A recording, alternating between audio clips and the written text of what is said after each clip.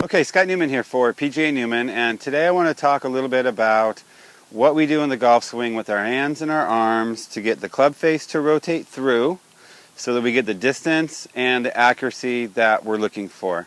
And I've had a lot of emails and people that take the class that are having a little bit of a problem swinging back and swinging through and getting their hands to kind of rotate through or turn over, which gets the club to turn through, which is that toe up, which was in the other video.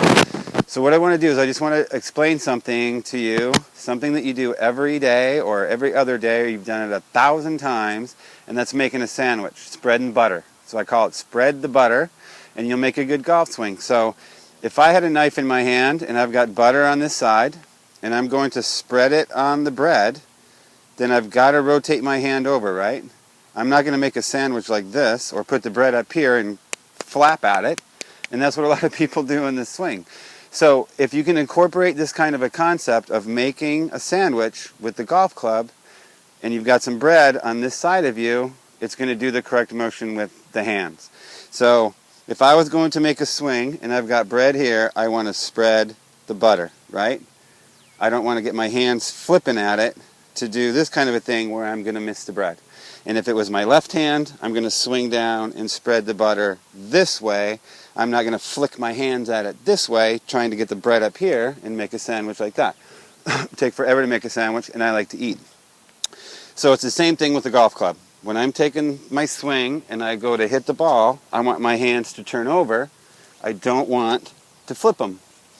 So if we take the visual of the club is a big knife, and here's a big knife, and I got a big piece of bread, and all I'm going to do is focus on swinging,